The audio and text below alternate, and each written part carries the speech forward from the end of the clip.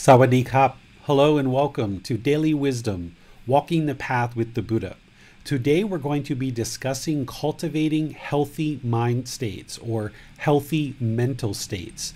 This is chapter 13 in the book Developing a Life Practice, The Path That Leads to Nibbana.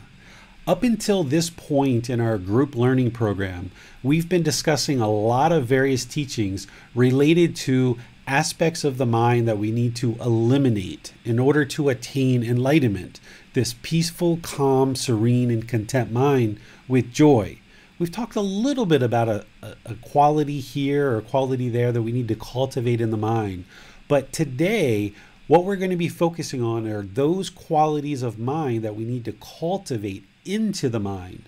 So as part of this path to enlightenment and awakening the mind, not only are we awakening the mind to the natural law of karma, of cause and effect or action and result, essentially the result of our decisions, we're awakening the mind, we're learning and gaining wisdom of this natural law in order to make better and better decisions in our life. We're also eliminating certain unwholesome qualities from the mind. And we've talked about that as craving, anger, and ignorance, or greed, hatred, and delusion. And then we also talked about the 10 fetters, these individual taints or pollution of the mind that keeps the mind in the unenlightened state. And we've been talking about eliminating those from the mind as we've gone through this program. Well, today what we're going to be doing is talking about 4 mental qualities that we refer to as the Brahma-viharas. And then we're going to be talking about a 5th quality as well that isn't one of the Brahma-viharas, but is something that needs to be cultivated in the mind on this path to enlightenment.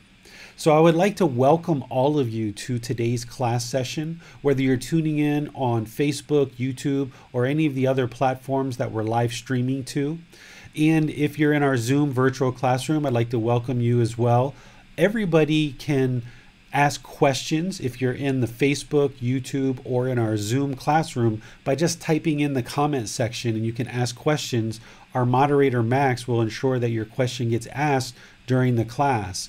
And for those of you in the Zoom virtual classroom, you can electronically raise your hand and we will call on you and make sure that you get a chance to either ask your question or any follow-up questions as we go.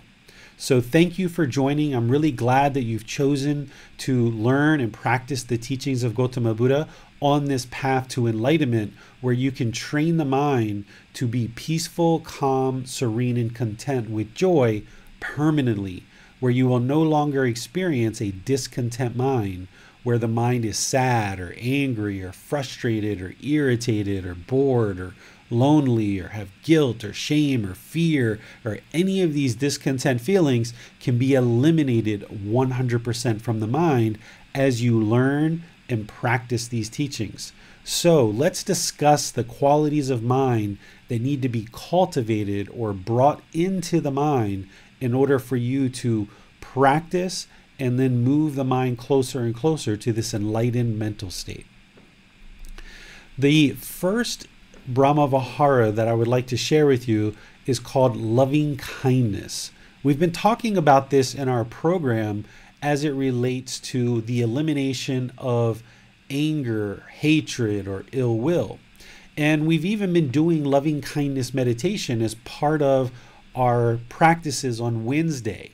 When we do our Wednesday sessions of either breathing mindfulness meditation, loving kindness meditation, or chanting, we've been doing loving kindness meditation because practicing loving kindness meditation cultivates this quality of mind so that you can then practice it in daily life, and therefore you eradicate one of the big problems in the mind, which is hatred, anger, and ill will.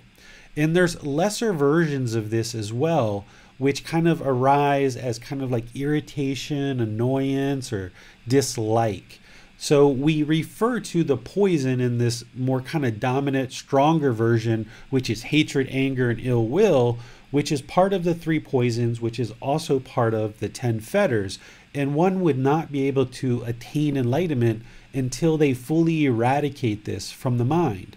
So the way that we eradicate this hatred or anger or ill will, where we push people away, we get irritated, annoyed, and we don't like what's going on around us, and we kind of become hostile with our speech and our actions.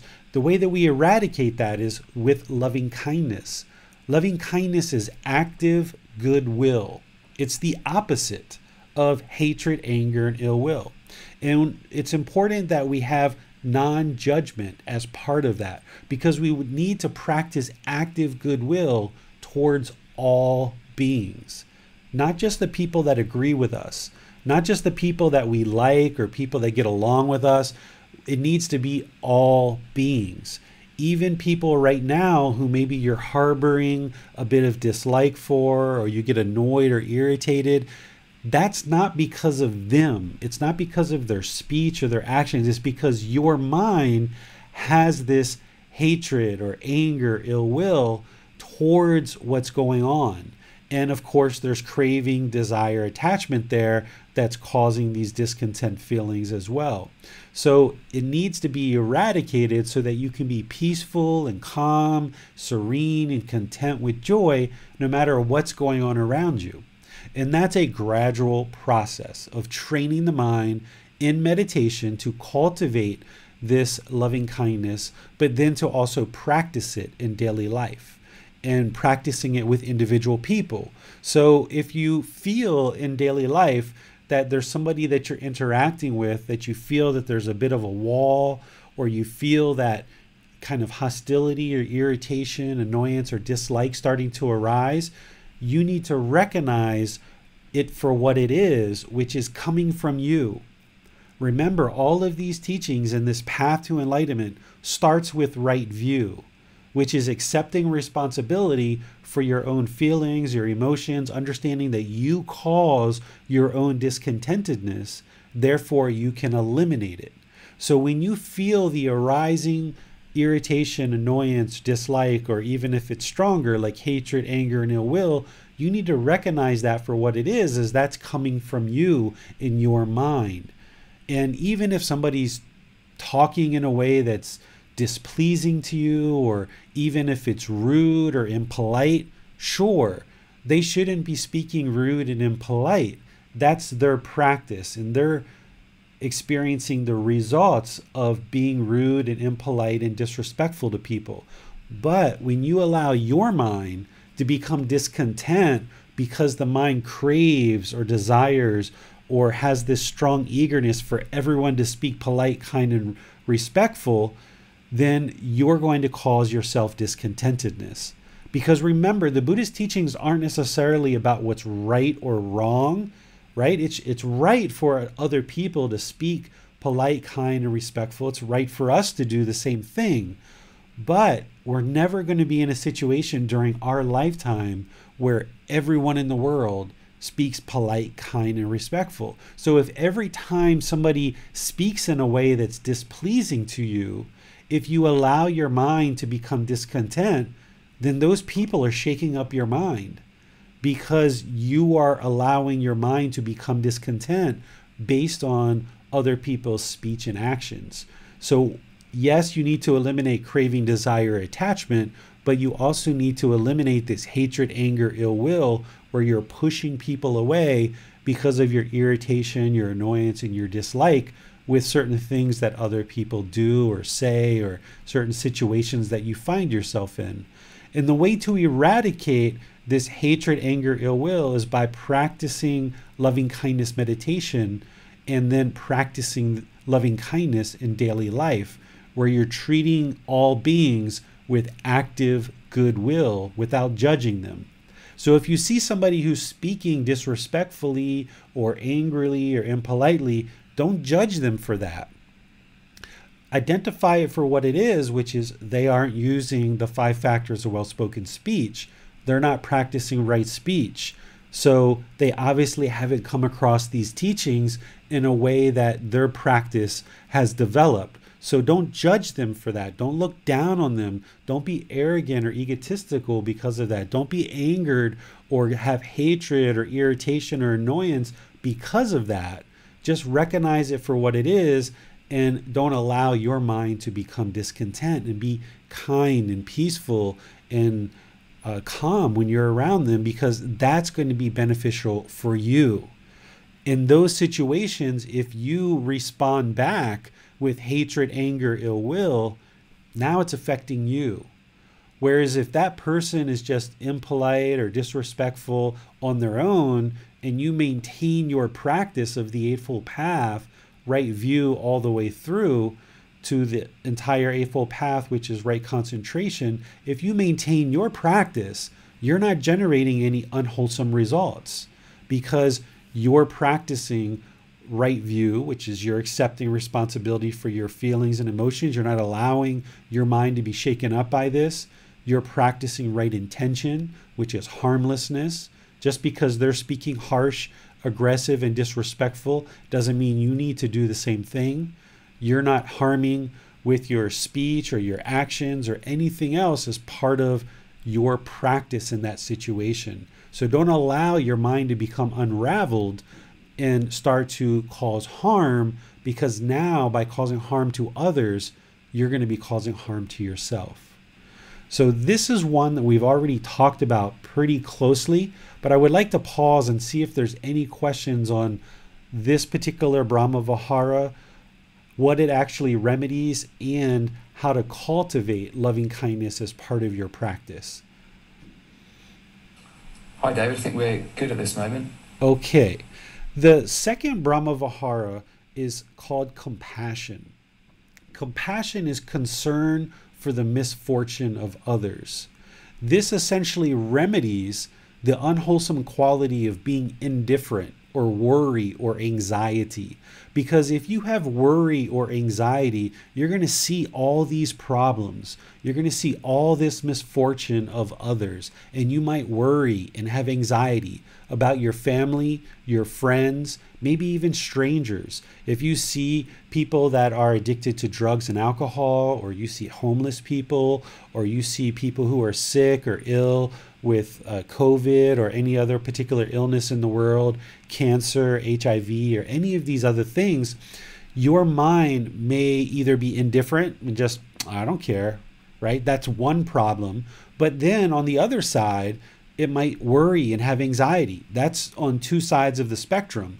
So remember that these teachings are about bringing the mind to the middle.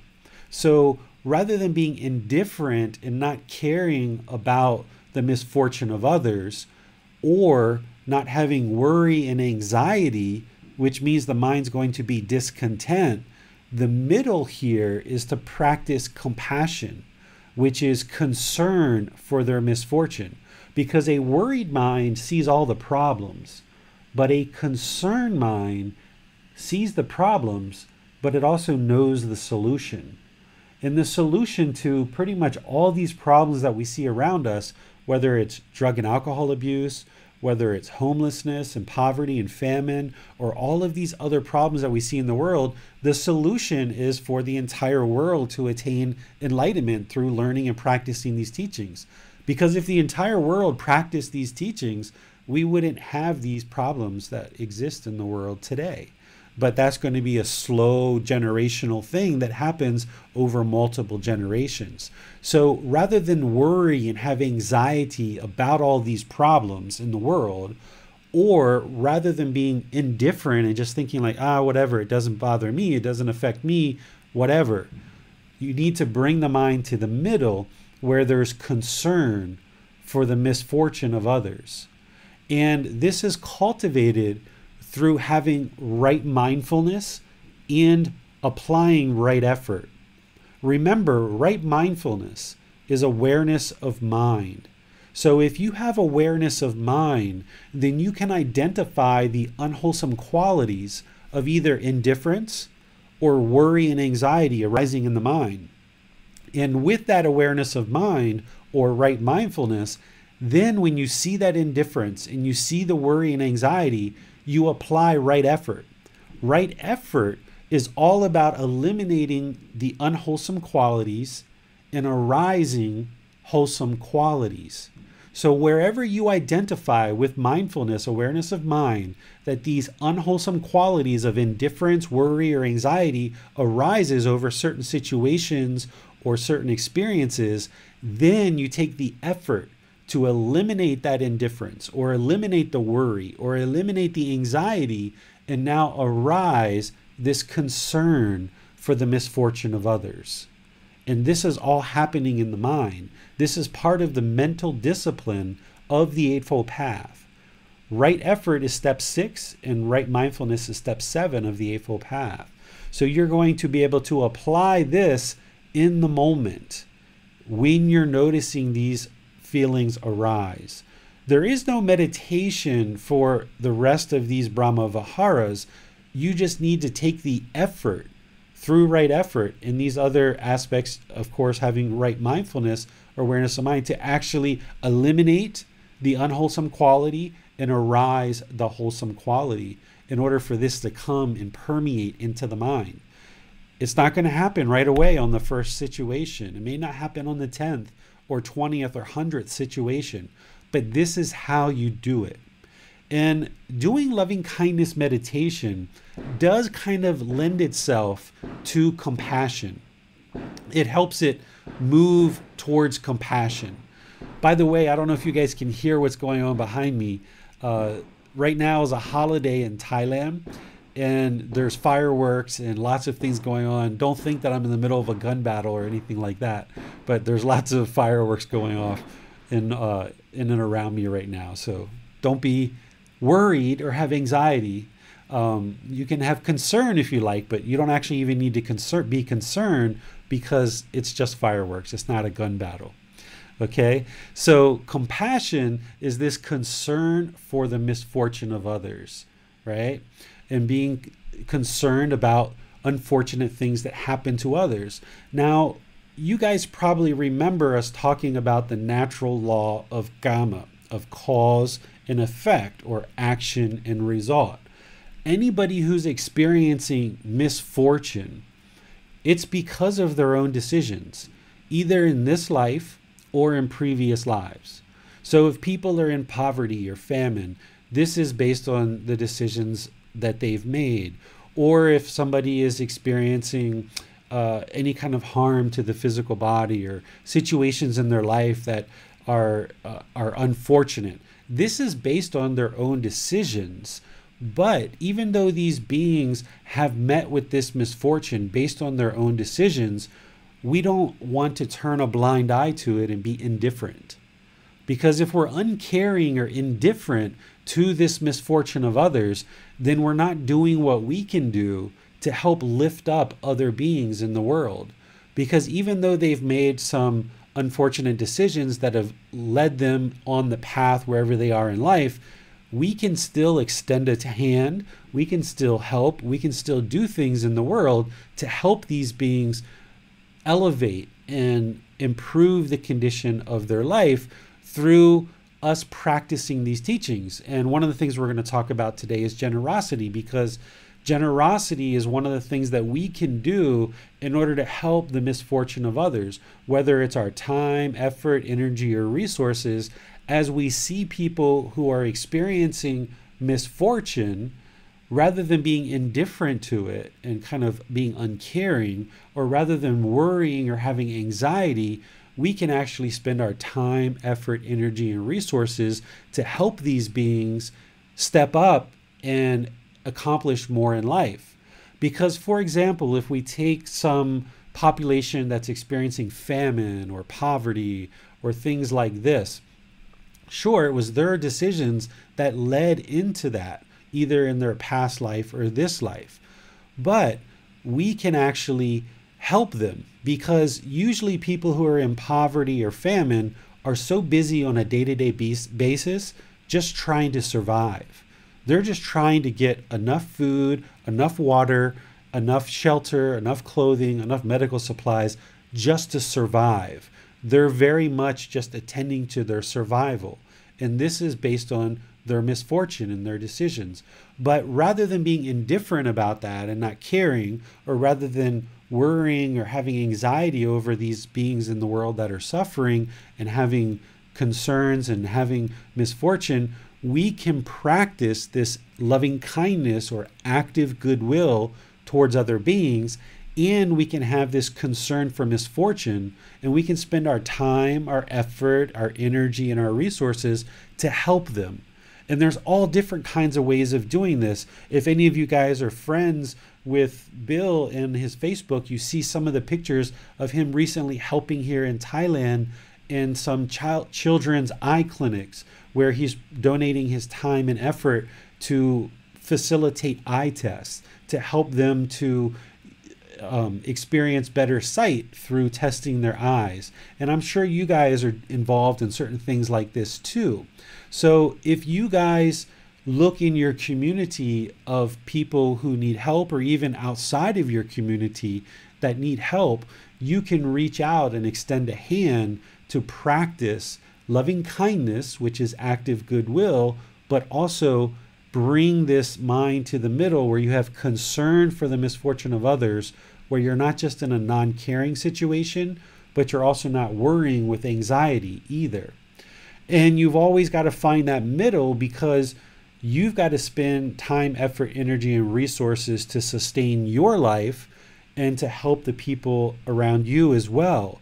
So you have to find where that middle is, and it's usually kind of fluctuating any particular time. You know, during a certain period of months, you may be able to spend a lot of time helping others. Maybe in other times you need to spend time helping yourself or those close to you. And only you know where that middle is. And that's why in this practice, there is no judgment. There's nobody saying that, okay, you should spend 10 hours a week helping other people. You know, that's kind of like an arbitrary thing. You know, there's nothing in this practice that kind of forces you or put expectations on you of what you should or shouldn't do at any given time. But in general, you should be cultivating this concern for others' misfortune and looking for ways to help if you can, when you can. And you may not be able to do that right now. Right now, maybe all you can do is spend time helping yourself to ensure you have food, water, shelter, clothing, and medical supplies. And that might be where you're at right now. And that's fine, because that's showing concern for your misfortune and maybe your life partner and your children or people that are somewhat close to you. But then as you develop more and more ability to help yourself, and that becomes more and more fluid, then you might choose at some point, if you like, to look in other places where you might be able to help as well. But that's completely your decision if or when you ever decide to do that kind of thing. But that's what we mean by practicing. When we talk about learning and practicing the teachings, it requires you to learn intellectually, like you're doing in this class, through the book, through the podcast, through everything else that I provide you in terms of resources. But then you need to go out into the community and practice. You need to apply these teachings with your family, your friends, your colleagues, your coworkers, people in your community, people outside your community. That's what it means to practice the teachings. Okay, so let me pause here and see if you guys have any questions on compassion. So I'd like to clarify something you said there, David, about misfortune. So my understanding is that while sometimes when we hear the word fortune, we think about luck, you're being lucky or unlucky.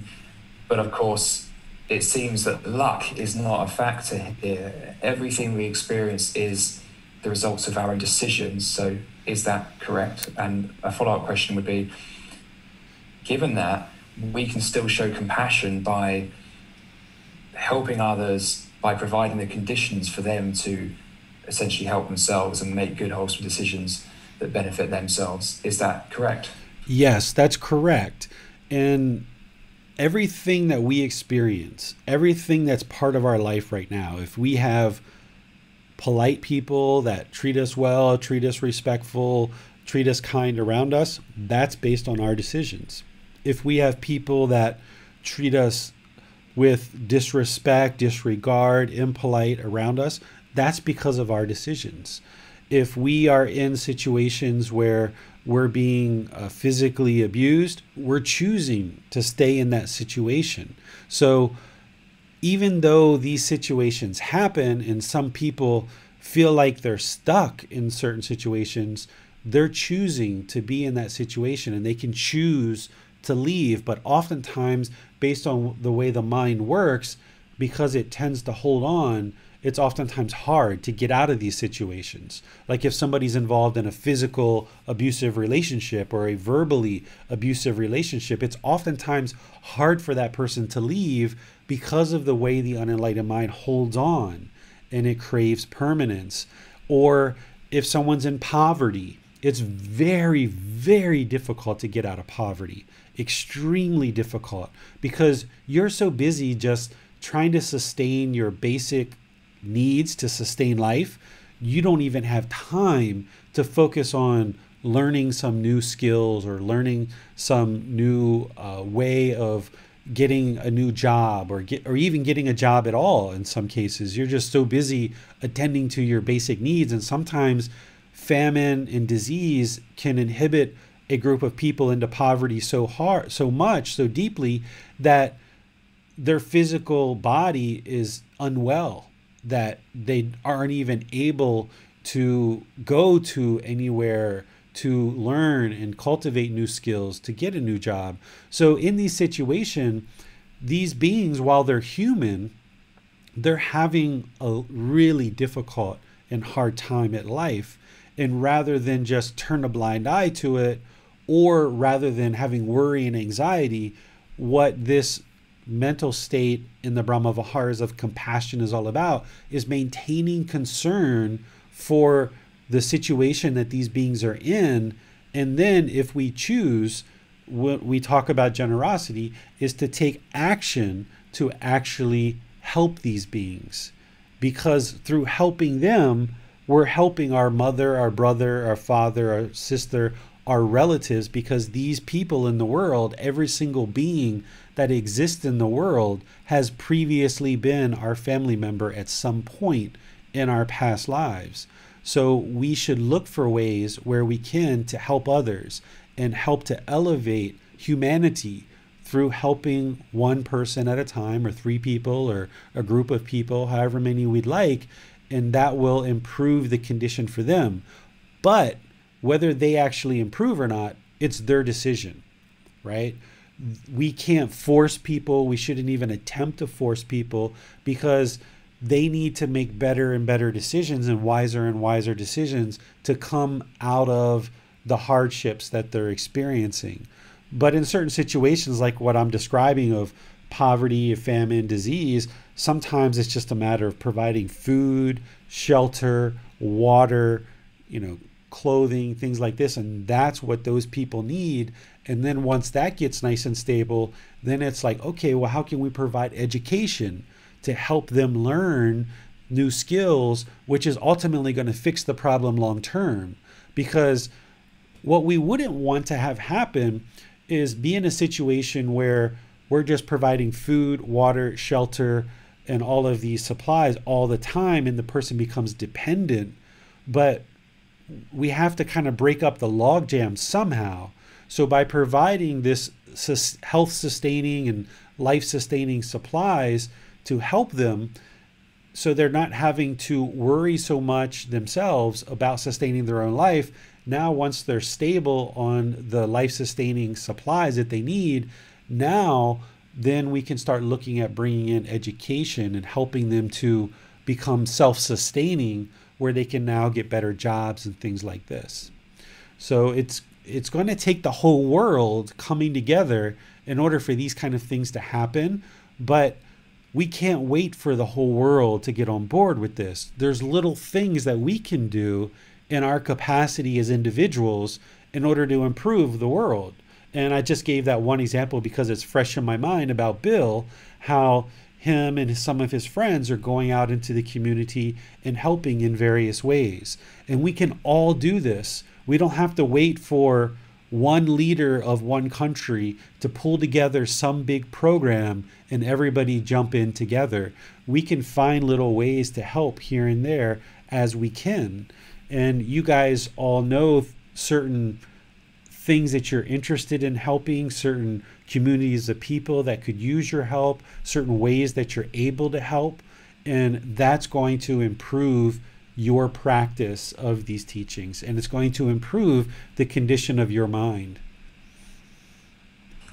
Yes, I certainly see how those who have the means helping others to benefit their own lives and practice is just going to help everybody. I think where this isn't so intuitive for everybody is, say, what about those that are just born into poverty, and it seems like almost from day zero they have no option to get themselves out unless someone else comes in and provides them with that opportunity. So I think for a lot of adults, we can maybe see right view in action. We can see how a typical adult in a developed world is generally bearing the results of the decisions they've made in this land of opportunity. But then we look at developing worlds and the most poverty-stricken families within those. What can you suggest to help those perhaps new on this path to see how this also applies in those situations? Yeah, so where we're born, in terms of where we're born physically in the world and what parents we're born to and what conditions we're born into, it's all based on our decisions in our previous lives.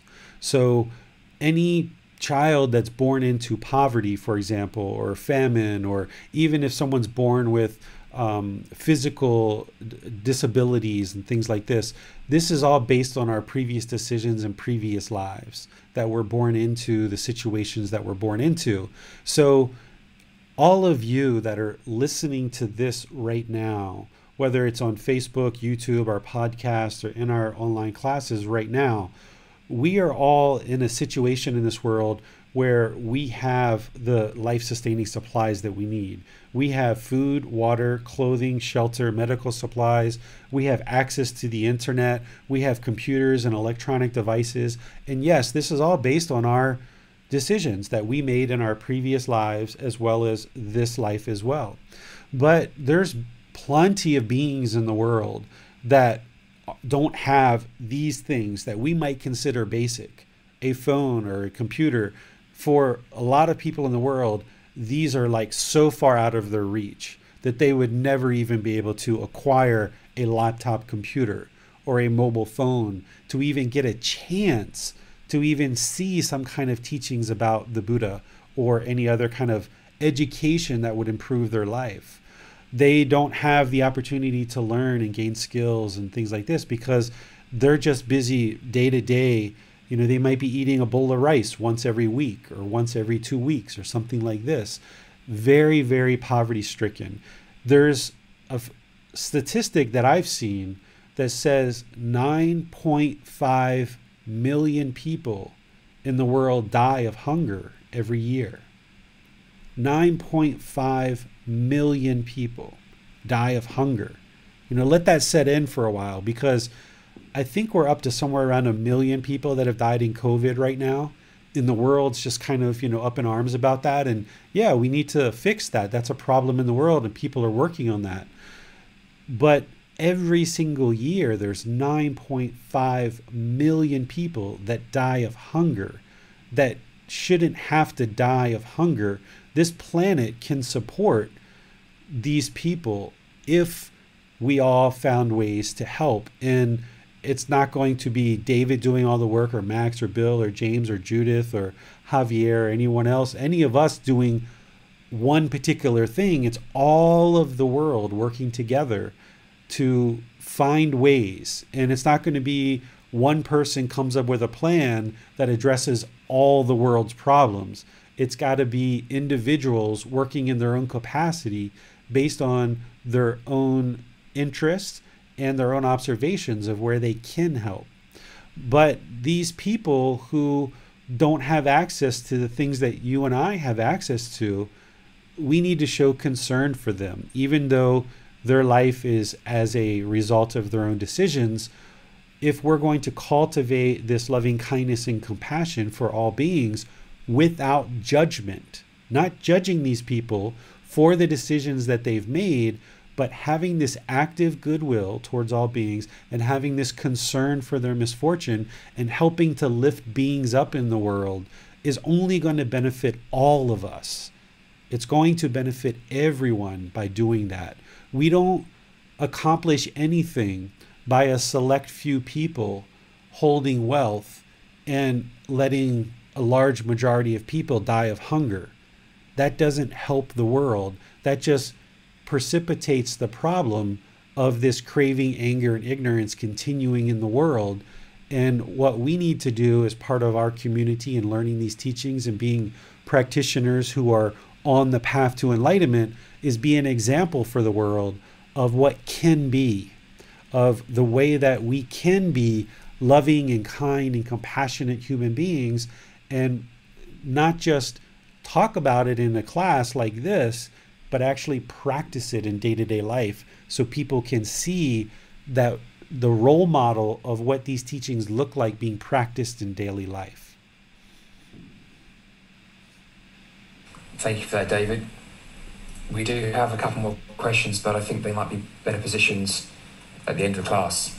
Okay, so let's go to the next two Brahma-viharas then. The next two, this first one is called sympathetic joy. Sympathetic joy is the feeling of joy for others' success, even if you didn't contribute to it. This essentially remedies the unwholesome quality of jealousy. If you find yourself jealous of someone else's success, or when someone else is doing good, or you see somebody have a nice car, nice clothes, nice job, nice house, nice boyfriend, girlfriend, nice children, or anything that you look at and you feel jealous about, this is because you don't have sympathetic joy. And you need to cultivate this in the mind to eliminate jealousy, because jealousy is discontentedness. As long as the mind is experiencing jealousy, the mind's not going to be enlightened, because it's longing and craving for something that other people have, and you're feeling jealous that they actually have something that you don't have, or they've accomplished something that you haven't accomplished or you wish you could accomplish. So sympathetic joy is a feeling of joy for others' success, even if you didn't contribute to it. So the way to cultivate this is the same as what we talked about with compassion. There's no meditation, there's no pill, there's no magic chant or mantra or any of these other things that are going to cultivate these last three Brahma-viharas. Sympathetic joy needs to be cultivated through, once again, having right mindfulness or awareness of mind. Identify the unwholesome quality of jealousy when it arises in the mind. When you see that jealousy arise, even if it's just completely small and minute, when you have awareness of mind and you're being honest with yourself that you are experiencing jealousy in any given situation, then you need to apply right effort to eliminate that unwholesome quality of jealousy and then arise this sympathetic joy, which is the feeling of joy for other success, even if you didn't contribute to it. So if you're in a business meeting or you're in a situation where somebody's being acknowledged for their good work or for certain things that they've accomplished, and you feel that kind of ickiness of jealousy and you just kind of like wish it was you and not them, you've got to identify that with mindfulness, awareness of mind. Identify that that's your mind feeling that. That person hasn't done anything wrong. They've done something that they're being acknowledged by their peers or people in the community for something that they've done. That doesn't mean what you're doing is any better or any less. It just means that they happen to be the ones who are being acknowledged at this particular time. So rather than be discontent with jealousy and sit there and be kind of envious of what's transpiring, you've got to recognize your jealousy with mindfulness and then cultivate this feeling of joy when someone else is successful, even if you didn't contribute to it. So wish them well. congratulations, great. I'm really glad to see that this person is doing something great and wonderful, either at work or in our community, or they got a nice car or a nice job. Wonderful. I'm so pleased for you, right? This is how you have to break through that wall, but you've got to identify that the jealousy and envy is coming from you. If you don't have a right view and you say, oh, look at Barbara, she thinks she's so great. She's getting her 10-year award at work. I've been here 9.5 years. Why didn't I get my award today? I'm close enough. I should be getting my award too, right? You've got to identify that Barbara didn't do anything wrong. She's just getting acknowledged for her good effort and her tenure at work. So eliminate your jealousy by being pleased for Barbara's success and that she's contributed 10 years of her life to this company and has benefited people in this company, both the coworkers and the customers. So you've got to identify where this jealousy is coming from. It's not from the other person. Other people who are doing good things in the world and are experiencing success, they haven't done anything wrong to you. It's just that your mind craves that acknowledgement. Your mind is craving that same shining light, that same acknowledgement from other people for the work that you've done. And because you're craving that attention, your mind becomes jealous. That's the discontentedness. That jealousy is the discontentedness, but it's coming from the craving to be acknowledged or the craving to have that same success. And that's what's producing the jealousy. So yes, you've got to eliminate that craving, desire, attachment for always having success and acknowledgement, but you can remedy that through practicing sympathetic joy when you see this jealousy arise. So eliminate that jealousy and envy and arise this sympathetic joy where you feel joyful for others' success, even if you didn't contribute to it. Any questions here? Yes, I have a question, David. So I see how cultivating wholesome intentions will then lead to us performing wholesome speech and actions. Can it also work in the other way? So even if we're not feeling sympathetic joy or we're not feeling compassionate, can we act in a compassionate way or say something compassionate as a way to cultivate compassionate thoughts? Yes. In fact, this might be a way that you choose to practice because the mind itself might be feeling jealous and envious. And you see that with mindfulness and awareness of mind, and you identify it. And you're doing your very best during this 45-minute or hour event where Barbara's getting recognized. And you're trying to kick out that jealousy, but it's just not going anywhere. Well, if you sit there and wait for that jealousy to get out before you actually practice sympathetic joy, you might be there for a really long time and it may not ever get out for that particular event. So one of the things that Max is sharing is one of the ways to practice this is just put the words together. Just even though inside the mind is struggling and fighting with itself and there's all this jealousy and envy in there, just smile and tell Barbara, congratulations. I'm really pleased for you. This is wonderful that you've accomplished this goal.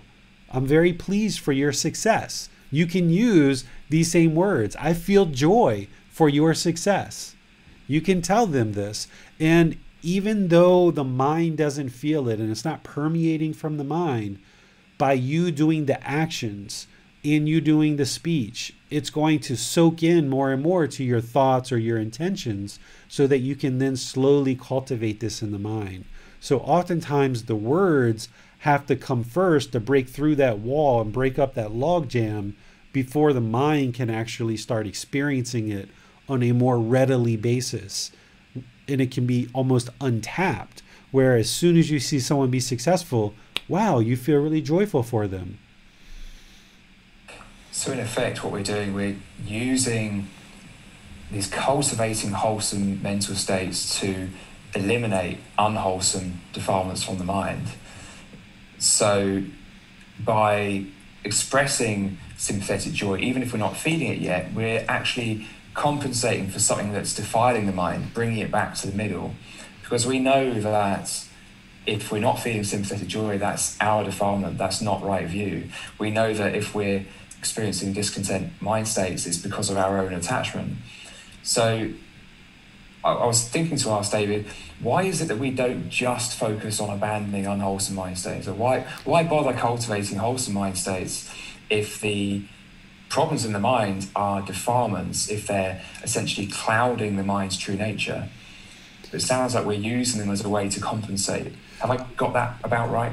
It's not compensating. What it's doing is it's filling that void, right? So what I say here is I say we eliminate the unwholesome quality and arise the wholesome quality. It may make it sound like you have to first get rid of the unwholesome quality before you can bring in the wholesome quality.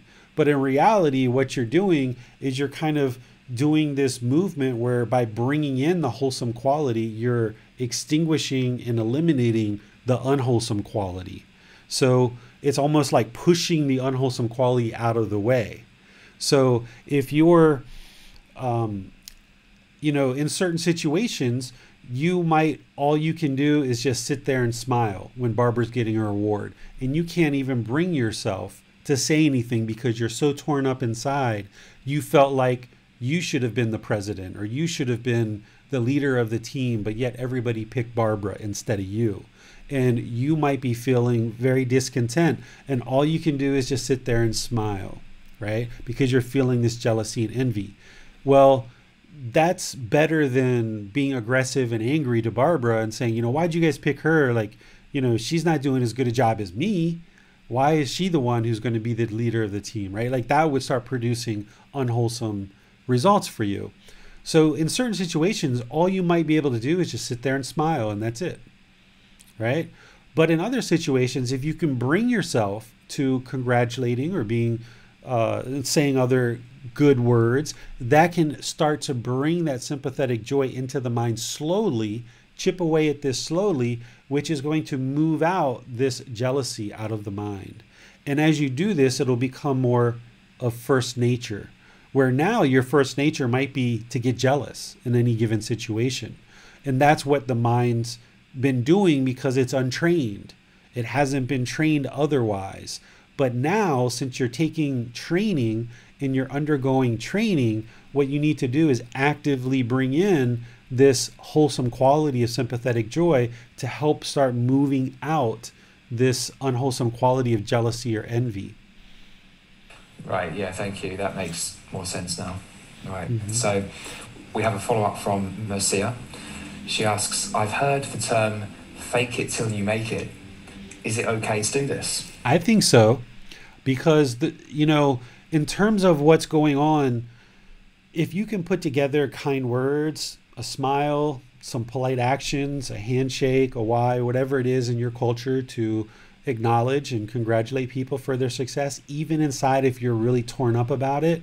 Now, even inside if you're torn up about it, some of that might be coming through in your handshake or in your words, and I'm sure some of it probably is coming through. But if you can try to arise as much of these Brahma-viharas, since we're talking about sympathetic joy, this sympathetic joy here, but any of these Brahma-viharas, as much as you can arise in a given situation, then what you'll see is the mind will have a tendency to arise that much easier in future situations. So if you guys remember, like at fairs where you take a hammer and you hit it and the bell goes up and it kind of hits a certain level, well, if you bring the sympathetic joy up to a certain level, even if you're faking it, the next situation that you're like that, you'll have an easier tendency to bring it up to that same level or beyond in the next situation. So if you need to fake it, go ahead and fake it and just keep working on permeating that in the mind. And that's what it means to gradually move in that direction. And smile and be polite with your words and your actions. There's nothing wrong with that because you're practicing. You're not perfect. A Buddha is fully, perfectly enlightened. They've already accomplished this on their own without the help of anyone else. But for you, You're practicing. You're not a fully perfectly enlightened Buddha. So yeah, if you need to fake it meaning inside the mind still has jealousy and envy, but your words and your actions are trying to show as much joy for this other person's success as possible. The more you do that with your speech and your actions, it will start to slowly take over the mind, and it'll start permeating in the mind and become easier and first nature for you in the future.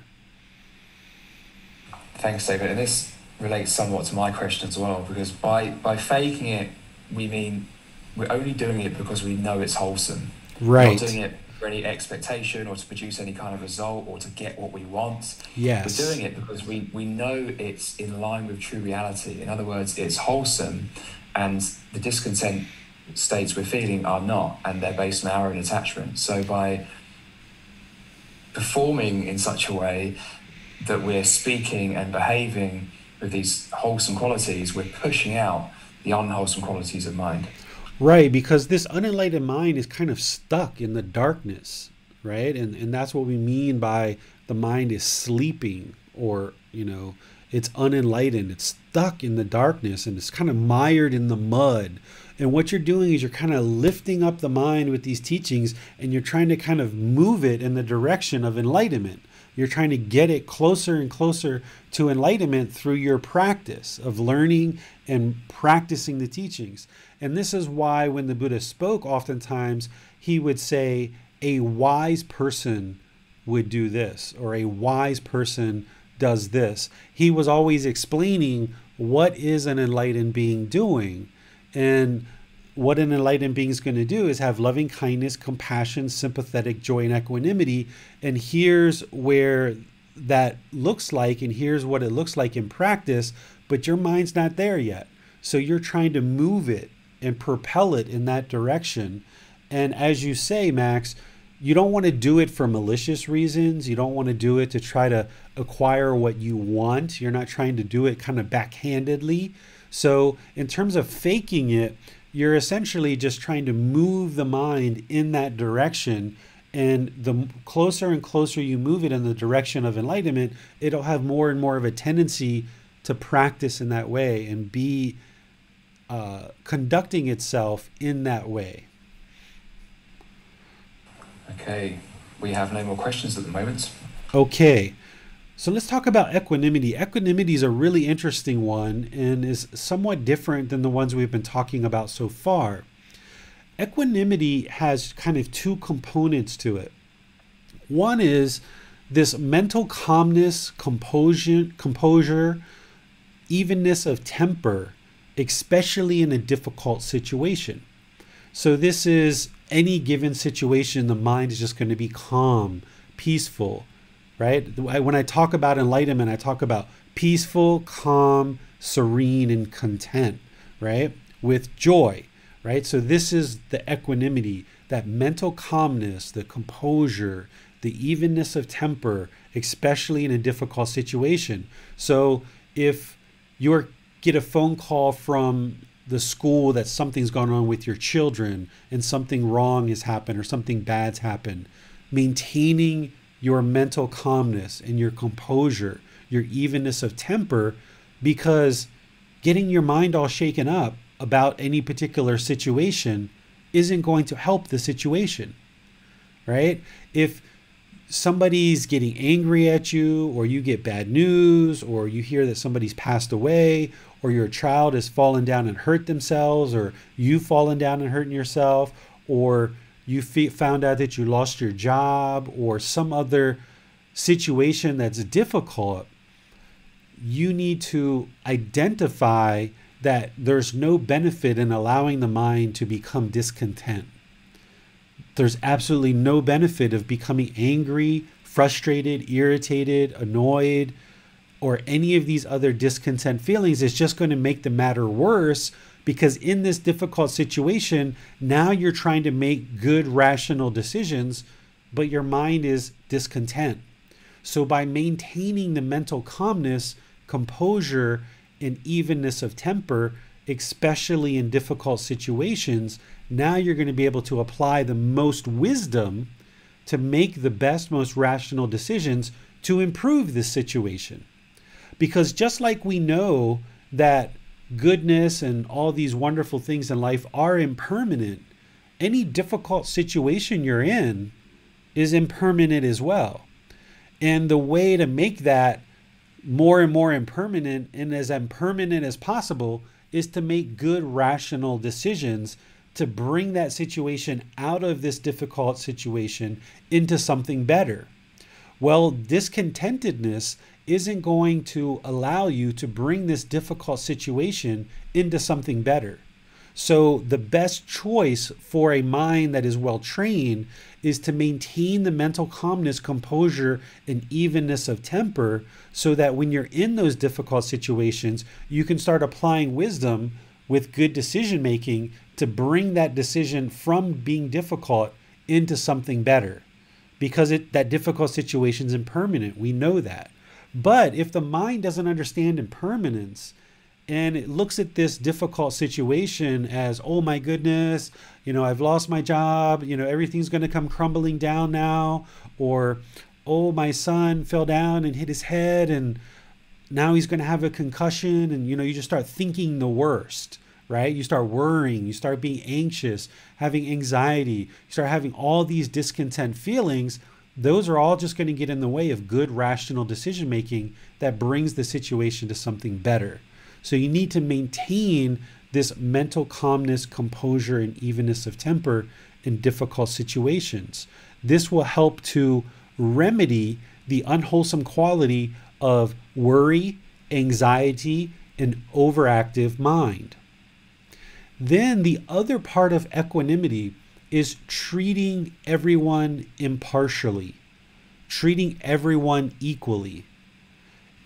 In terms of the president of your country versus the person who collects trash out in your neighborhood, these people are the same. Treat them equally, impartially, right? Don't put yourself above others and below others. Because if you put yourself above and below others, your mind is going to be discontent. Because if you put yourself above people and you look down on them with arrogance, this is going to create difficulty and struggles in your relationships.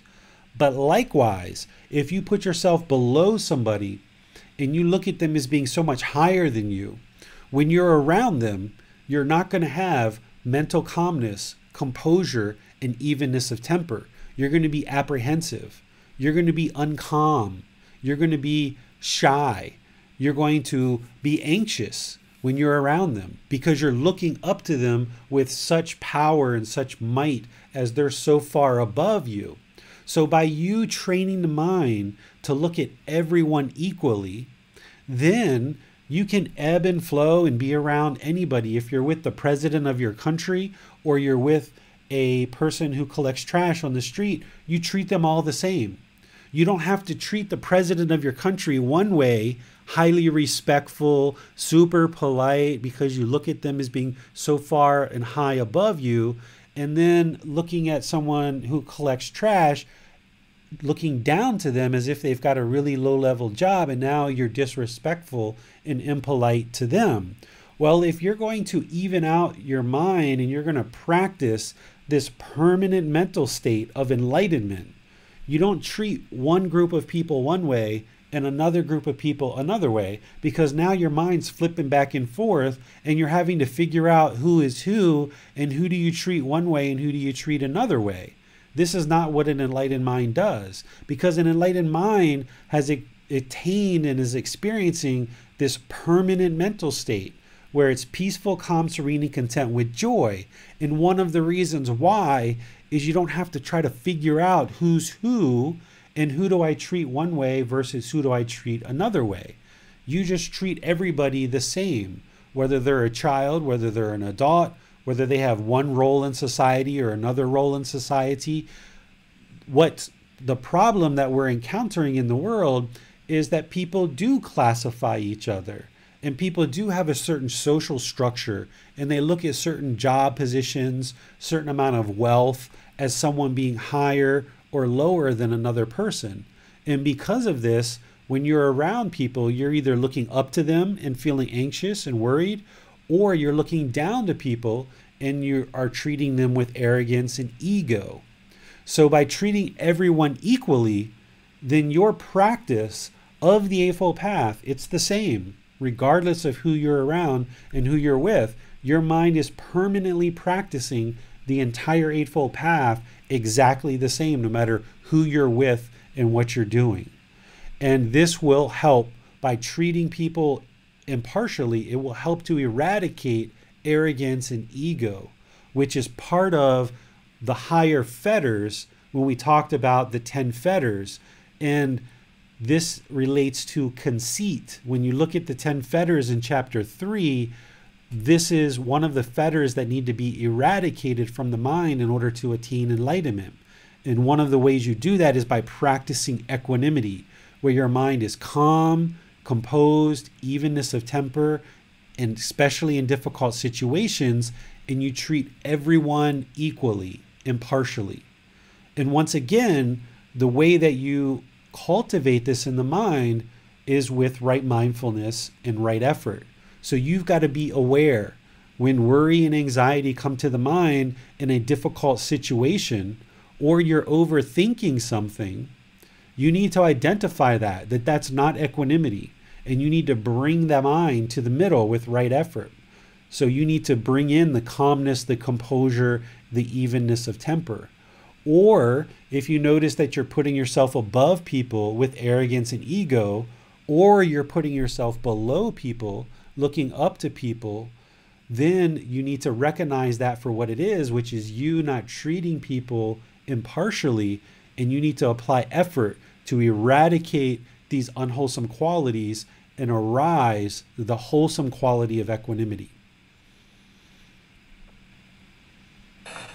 I'm interested to know, David, what kinds of situations would you consider to be an emergency, if any, and how would you respond in those kinds of situations? I can tell you an example that happened about a year ago. There were some students with me, and we went to the mall, and my son was rollerblading, and in Thailand they have rollerblade centers inside the malls, and my son didn't have a helmet, and I was off talking to one of the students, helping them, and some of the other students were rollerblading with my son, and they came over to me. They said, "Your son just fell down." And I said, "Oh, okay." And I just kind of talked a little bit more. They said, "I think you should come right now because he hit the ground pretty hard and he hasn't gotten up and he's been down for a while." And I said, "Oh, okay." And then I got up and I walked over there calmly and I saw him on the ground. I said, "Bailan, what are you doing? Did you fall?" And he said, "Yeah, Daddy, I can't get up. I feel my head really, really hurts." And he just started smiling a little bit. And I said, "Okay, well, we started talking about it and stuff." And I said, "I think next time you should definitely wear your helmet. What do you think?" He said, "Yeah." So we started talking about it a little bit. And then as we went, the students were commenting. They were like, "Wow, if that would have happened to my child, I would have jumped up right away, ran over there. I would have been so upset and concerned about them and really worried about what was going on with them." And I just listened to it. I didn't even think about what I was doing. It just happened because once you cultivate these qualities in the mind, you don't really have to actively work to do it. It just happens naturally because it's first nature. And then we got in the car and we drove home, and I was taking them to their house here in Chiang Mai. And they said to me, "I really think you should be looking at your son because you didn't see him fall down, but he fell down awfully hard." And I said, "Okay, I'll take a look at it, make sure we keep an eye on him." Well, it wasn't more than a couple of minutes that we had dropped them off, and he started vomiting in the car. And he was vomiting all over the floorboards of the car, which I knew that that's a concussion if that happens. So rather than getting all upset and, oh my God, he's vomiting everywhere, and my son, the sky's falling kind of thing, I was just, "Oh, okay, he's vomiting." And I just turned the car around and just went right to the hospital, which was maybe 2 minutes away from where we were at that point. And then on the way, I made a quick call to my wife and let her know what was going on and said, "Hey, we're not going to be home. we're going to the hospital. He fell, hit his head. Looks like he might have a concussion. So then we calmly went into the hospital, took his blood pressure, did a CAT scan, all these things. So by maintaining your composure, then when we took him into the hospital, the nurses were composed, the doctors were composed. When you go into a hospital in Thailand, it's one of the most peaceful places, I think, in all of Thailand. I've been in emergency hospitals and other places where it's just like, oh my goodness, everybody's running back and forth, and there's just all kinds of activity going on, and everybody's running here, there, and everywhere. But here in Thailand, you don't see that. And of course, people are concerned. Of course, people want to take care of these medical problems that exist with people that have medical problems. But Thai people have learned that being anxious or worried or overactive mind isn't going to allow the mind to function with great wisdom to take care of the problem in that given situation. I observed another situation about 2 years ago where we walked across the main street in front of our village to go to a market. And this is a big 2 or 3 lane highway with lots of big trucks going back and forth. And we were coming back, the police had blocked off the street. There was 2 or 3 motorbikes, and there was like 2 or 3 or 4 people like littered all over the street, like passed out, unconscious. And one person looked like they may have broken their neck or pretty close to it. Well, the police were just calmly keeping the traffic down. The bystanders were just around kind of observing what was going on. The ambulances were pulling in one by one, getting out, and just calmly walking over. I mean, they weren't like lackadaisical about it, but they had a certain calmness and composure to them, that they weren't just bolting out of their ambulance, grabbing the bag and just running. Oh my God, what's going on? Throw them on this, do this, do this. They were just maintaining their composure. And what I observed is that because of that, it appeared that the patients were getting much better care, because the ambulance drivers who showed up were composed. They were able to think through what's the best way to help this person, and they were able to calmly treat the person. And then when people started to slowly regain consciousness, like 1 or 2 of them regained consciousness, they didn't have all this hectic stuff going on around them, that they were able to just slowly kind of come back and regain their consciousness and their own mental composure. So this equanimity will create experiences not just in medical situations like I'm describing now, but let's just say you're in a meeting with your boss, and your boss is bringing up an issue that some coworker or some customer complained about your work. Well, rather than get all up in arms about it and angry and discontent, by maintaining your calmness, your composure, and your evenness of temper, you can ask some really poignant questions. You can get feedback. You can understand what the real problem is here. And maybe you did do something wrong and you need to address that. And by keeping a calm mind, your boss will see, wow, this person took this feedback really well. I feel comfortable that my employee had some problems. I was able to sit down with them, talk with them calmly. They were able to take in the feedback calmly, ask some questions, and I feel like that employee is going to do some work with that feedback and improve. And now your karma is such that your boss feels better and better about you, and that you're going to get the job done. Whereas if in that same situation you became unhinged and you started becoming aggressive or hostile or rejecting what was going on and kind of pushing it away, now you're creating a situation where your boss isn't going to feel comfortable that they can sit down and talk with you, and you may end up getting fired over something that you may have done by accident or something that you may not have even done. Just because you became unhinged, your boss is now seeing that you can't maintain your mental calmness and composure in that difficult situation. And if you can't even talk to your boss calmly, then how can they have confidence that you're going to deal with customer interactions in a good, wholesome way as well? So this is how this mental calmness and composure can help you, not just in medical emergencies, but also in just everyday life when you're dealing with husbands, wives, children, dealing with bosses, any kind of relationships that you're in, this discontentedness that comes along as you're in difficult situations doesn't do anything to help you. And it does just the opposite. It actually hurts you. And that's why by eliminating it and getting this mind closer to a peaceful, calm, serene, and content mind with joy, you're going to have better results in your personal and professional relationships. Thanks, Dave. It's interesting that you should bring up equanimity with ambulance crews. I actually have an example which proves what happens in the opposite scenario where they don't have equanimity. And about 5 or 6 weeks ago, I went to visit my mother for a week. And on the first morning waking up there, I get a phone call from my neighbour telling me that an ambulance crew has kicked down my door back here in Brighton whilst I'm away. And something was miscommunicated. They were at the wrong address. And unfortunately, there was someone that needed their help. But because somewhere in the chain, something hadn't been communicated properly, they ended up at my flat whilst I wasn't there. So this is an example of how being too rash, too fast, too frantic can actually produce very unwholesome results when it might have been better. I don't know the details, but had they just taken care, slowed down a bit, made sure they did it right and moved at the right pace, they might have actually got to where they need to be faster. Right. And think about, since we're on the topic of medical illnesses or medical conditions and situations, think about a situation where you get bit by a snake or someone you care about gets bit by a snake. If everybody starts getting unhinged, right? If this is really a poisonous snake and your heart starts beating really fast, you start breathing really fast, that poison is going to start pumping through your system a lot faster. And it's going to have a bigger impact and potentially kill you.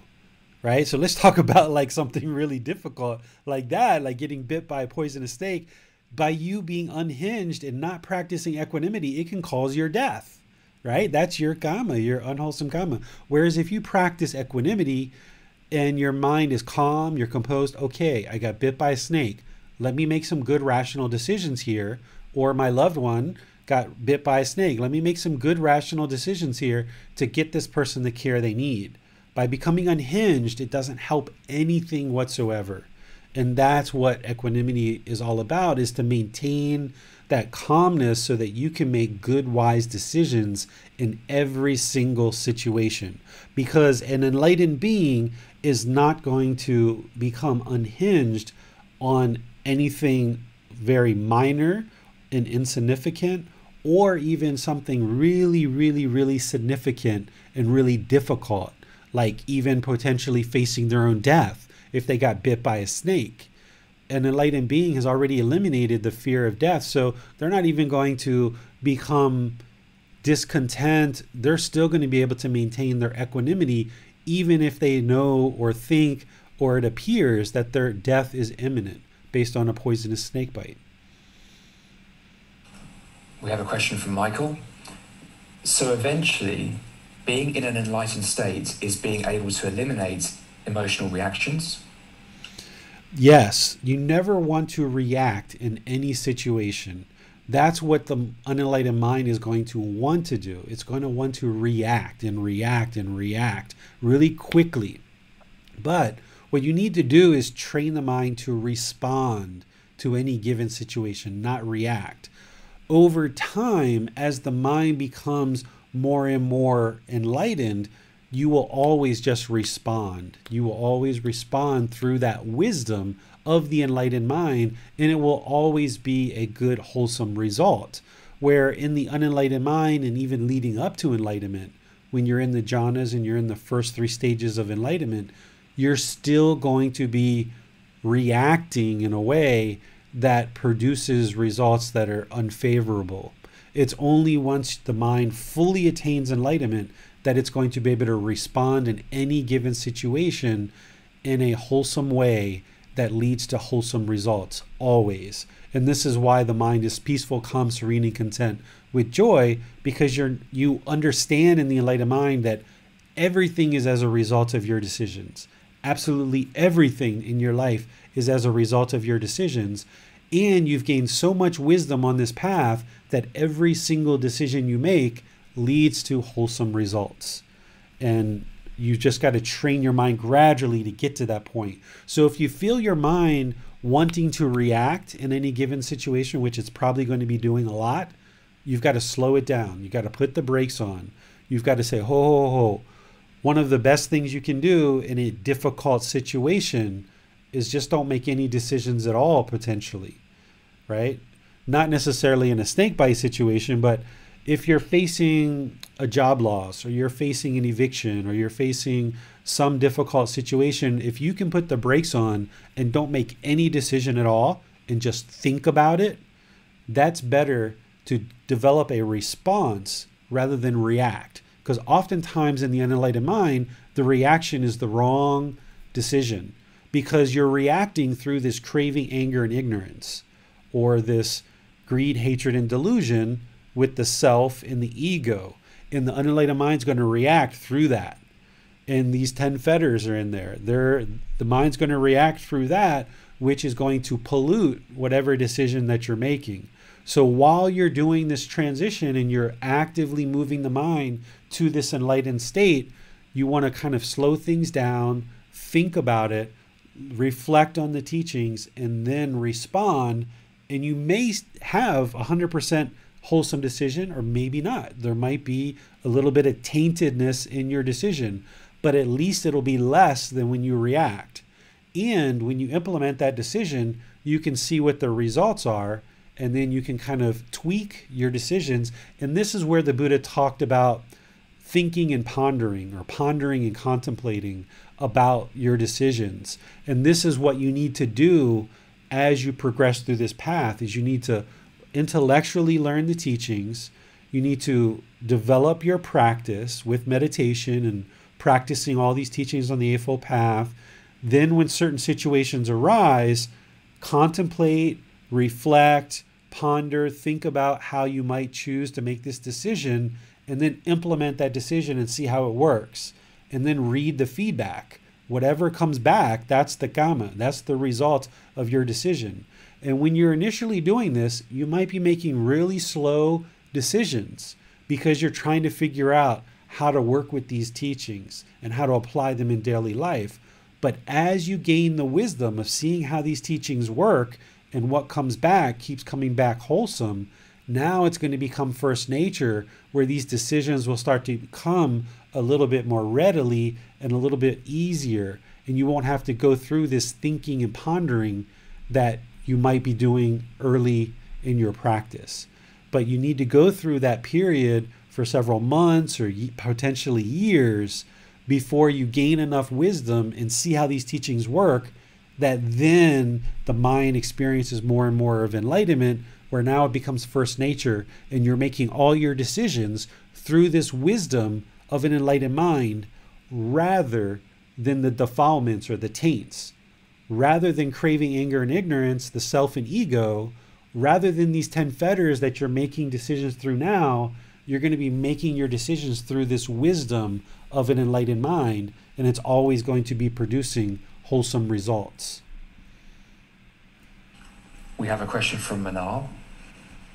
Teacher David, sometimes turning a trigger into amusement changes my reaction to something more gentler and light-hearted, but it doesn't always work.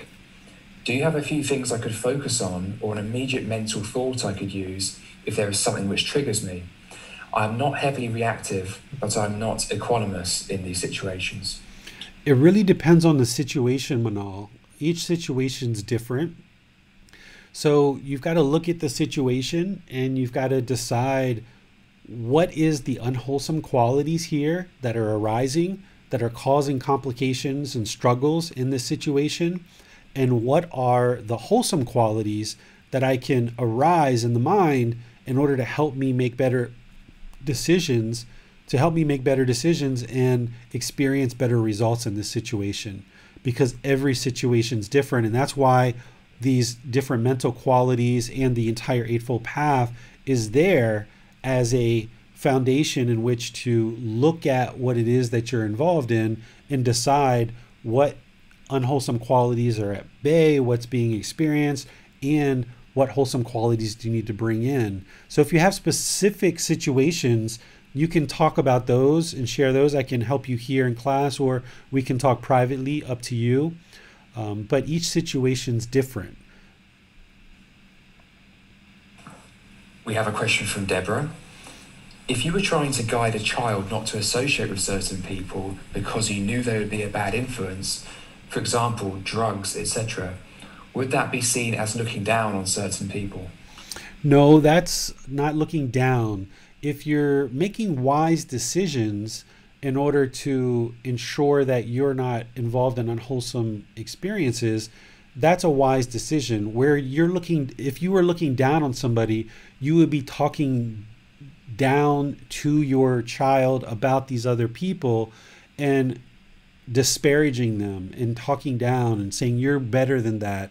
You're so much better. Why do you want to hang around these losers? You know, these kind of things. But if you were using language like, you know, these drugs and alcohol aren't going to be beneficial for you, and with you being around that, it's not going to be helpful for you in your life.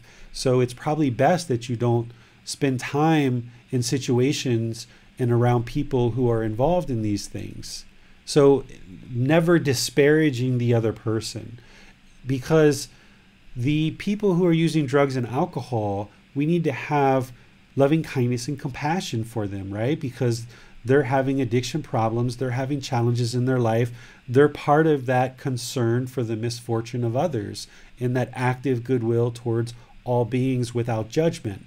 So there's no reason to disparage these people, which it doesn't sound like you're interested in doing, but you can choose to not be around that and guide your children or guide other people around you not to be around that without disparaging them and looking down and talking bad about these people. Thank you, David. We have no more questions at the moment. One of the things that I would like to add to what I just said is I never look at the person as being bad or good. I always look at the decisions that somebody's making. And I often use this with my son, either talking about his decisions or his friends if he's around other people. I never say this is a good person or a bad person. I look at it as this person is making unwise decisions. Or I'll tell my son, you know, that's an unwise decision. Or I'll say that's a very wise decision. That's a very helpful decision. That's a very beneficial decision. That's a very wholesome decision, right? So I never make my son I never try to make him feel guilty for what he's done or what he's experiencing or the decisions that he's making. We're always talking about his decisions rather than him as a person. Or if we're talking about some friends that are maybe into some other things, we're always talking about the decisions that his friends are making, not the actual person themselves. So I separate these two things. So someone who's using drugs and alcohol, they're not a bad person. They're just are making some decisions that are unwise. And if you focus on the decisions that you are making and improve those decisions, that can also help you have more loving kindness and compassion for yourself and get rid of that negative self-talk where you don't look at yourself or other people as a bad person, but you just look at it as, wow, I haven't made very good decisions in my past. Let me make better decisions now. I've always been a good person and I'm interested in being a good person. I'm just not making good decisions right now. Or my child is a good child. They're a good person. They're just not making wise decisions. So it's important that we focus on improving our decisions because that's the cause and effect or action and result. And that's that gamma, that essentially the result of our decisions. So always focusing on the decisions rather than the person themselves can help to eradicate arrogance and ego because you're not putting yourself above or below because there is no self. You're just talking about the decisions that people are making around you and what type of good, wholesome decisions would lead to good, wholesome results. And then conversely, the unwholesome decisions that would lead to unwholesome results. So that's really key when you're talking with people. And that also helps with those 5 factors of well-spoken speech. Because if you remember those 5 factors of well-spoken speech, speak at the right time. What you say is true. You speak gentle, beneficial, with a mind of loving kindness without blame. If you blame other people, then people are going to feel apprehensive and they're not going to like it. Even if they made a mistake, or if it was an honest mistake or an intentional mistake, blaming other people is usually going to result in them being aggressive and hostile back. So if you don't talk about the person, but you talk about the decisions, like in a business meeting or in a family setting or friends, if you talk about the decisions, then people won't feel like you're attacking them as a person. And you'll have better results in your conversations because you're talking about the decisions of the group, or the decisions of your employee, or the decisions of your spouse, or the decisions of your coworker, or the decisions of your child. And then the person can maintain their dignity. They can maintain their self-esteem.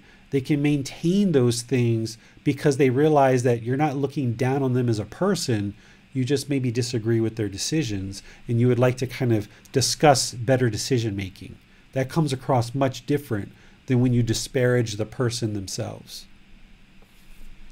So this seems like a good place to go to a question from Amina. She asks, how can we work on practicing being content with those who are using ill speech and behaviour? For example, I was racially profiled by the police, which bothered me less than the friend who told me in a harsh tone that I could not prove that the incident was racial profiling and had no compassion for me.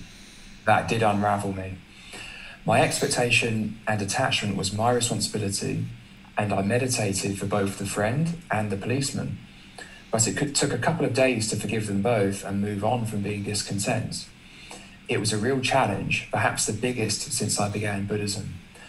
Is there anything one can do right away in these tough situations when both ill behavior and ill speech is thrust our way? Yeah, so, with these teachings, because it's a gradual practice, Amina, there's nothing that we can quickly do that's going to necessarily instantly resolve the discontentedness or ill will that's in our mind.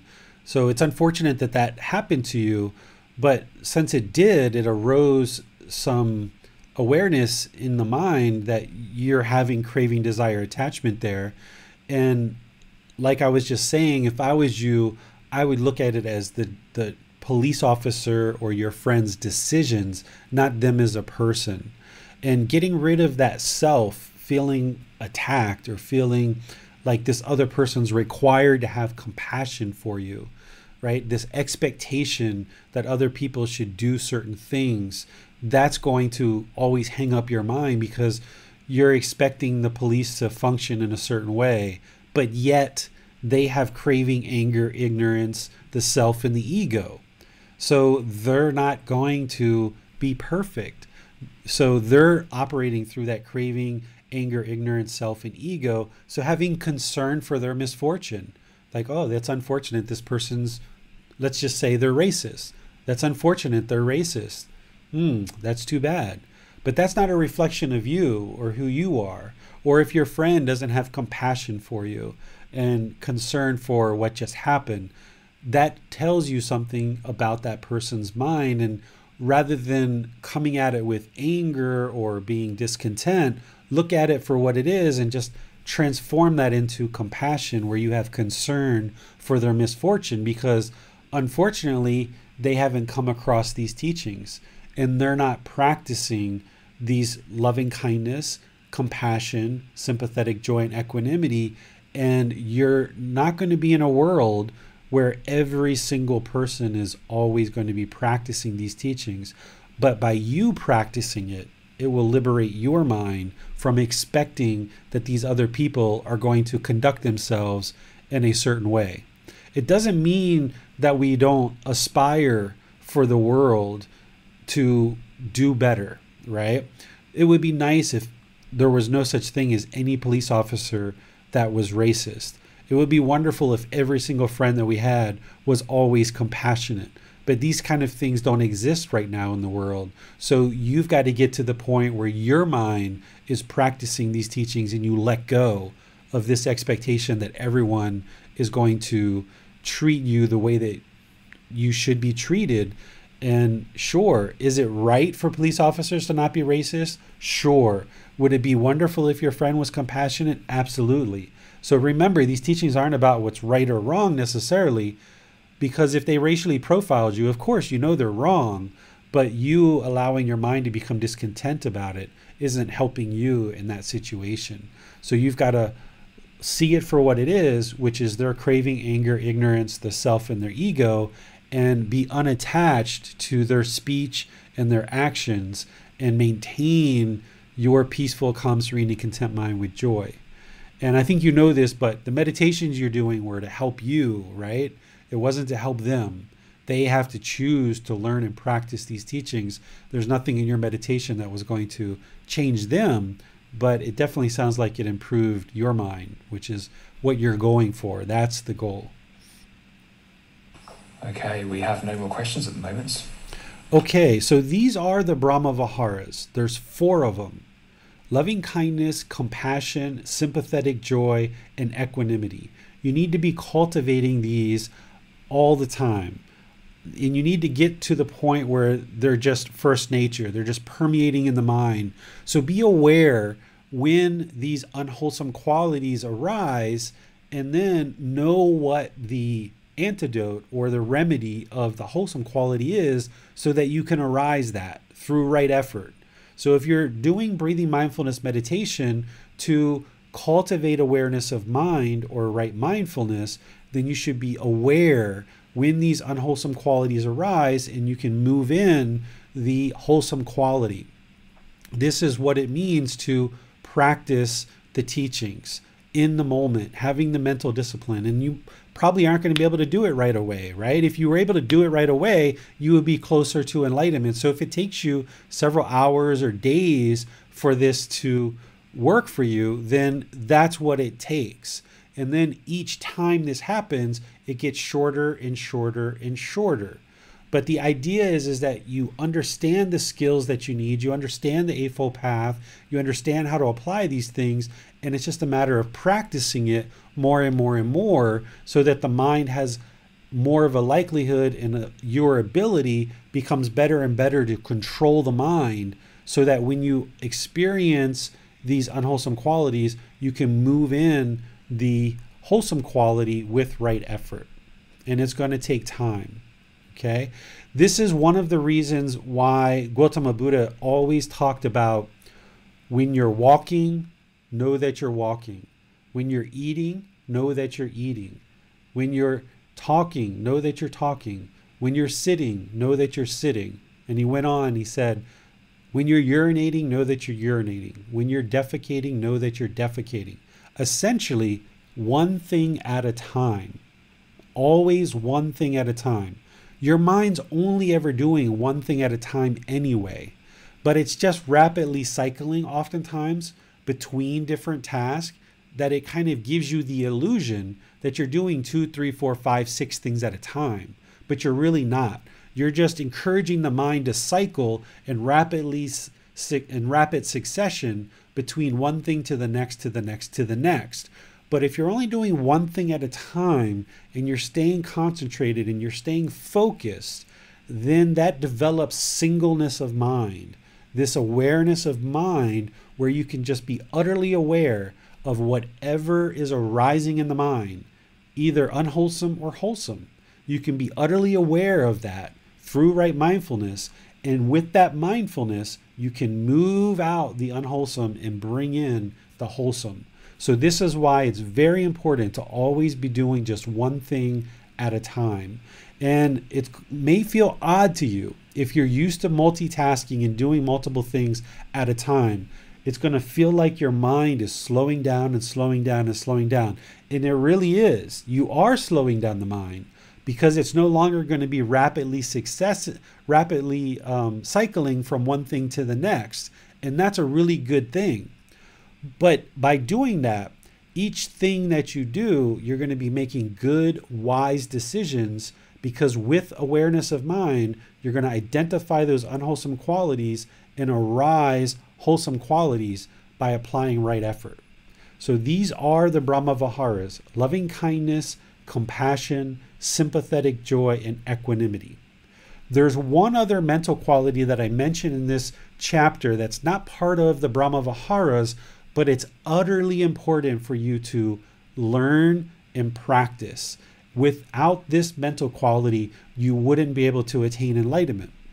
So it's important that we talk about that as part of this chapter.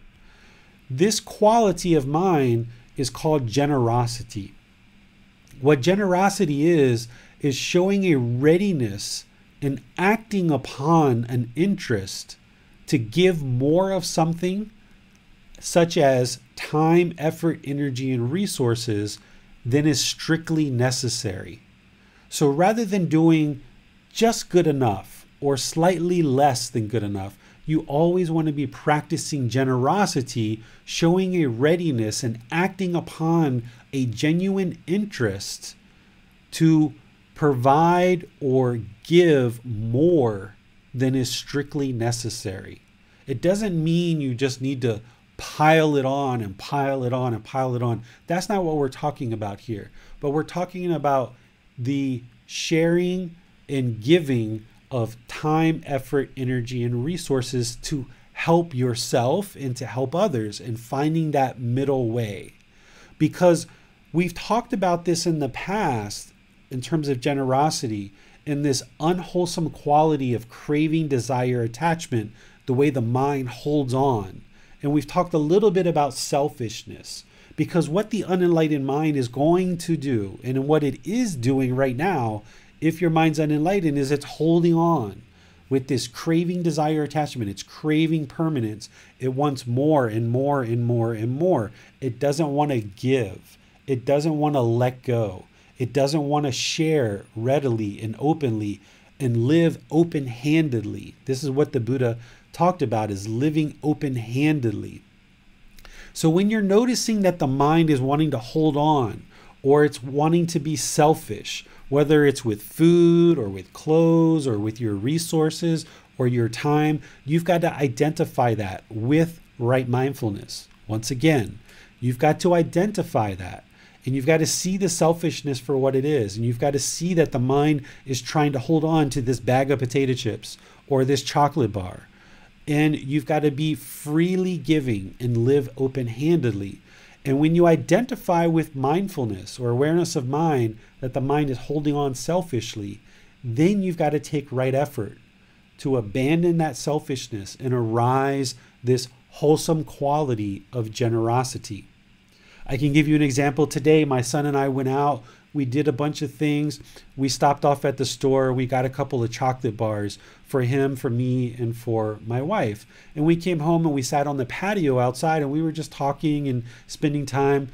As soon as I opened up my chocolate bar, hey, you guys want a bite? You want a bite? You know, offering it to everybody and just letting go. And we all shared our chocolate with each other.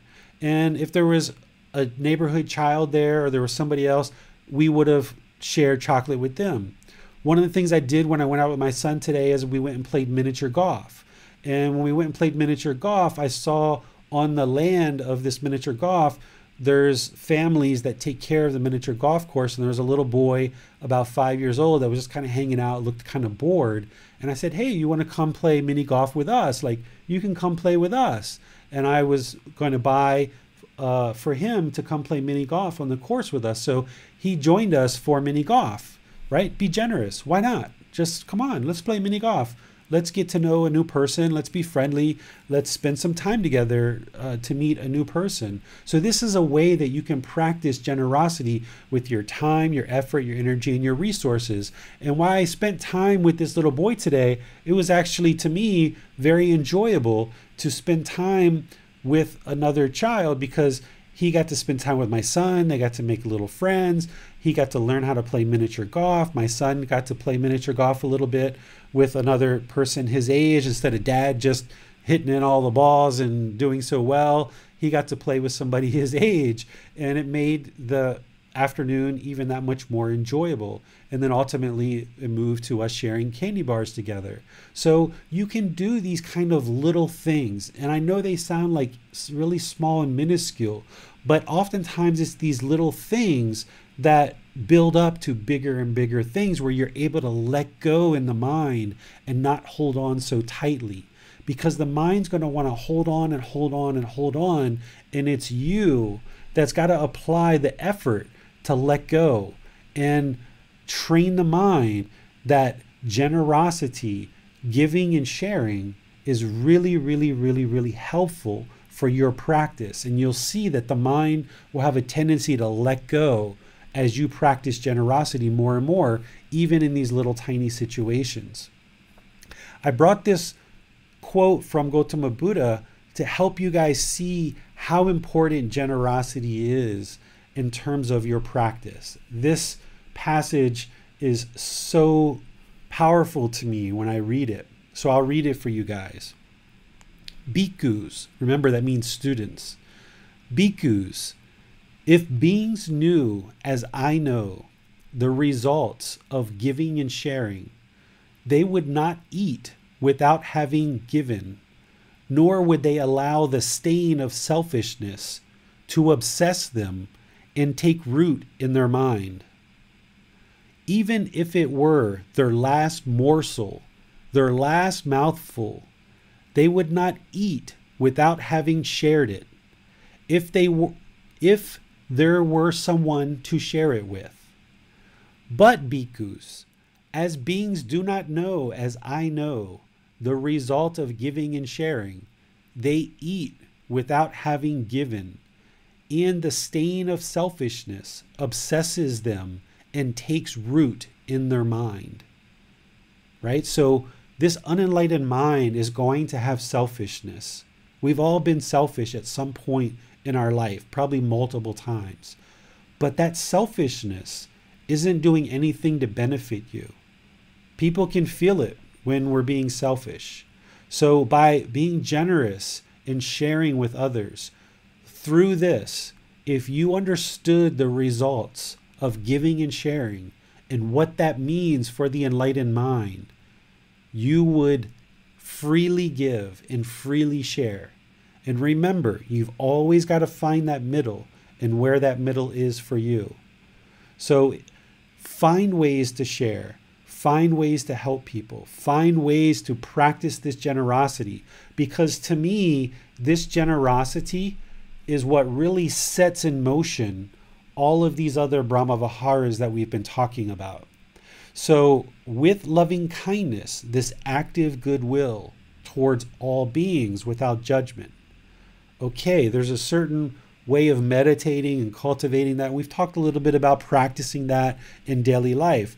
But when you come in with generosity and that loving kindness, it's so potent and so powerful for you and the people that are around you. Compassion, concern for others' misfortune, right? We talked about that today.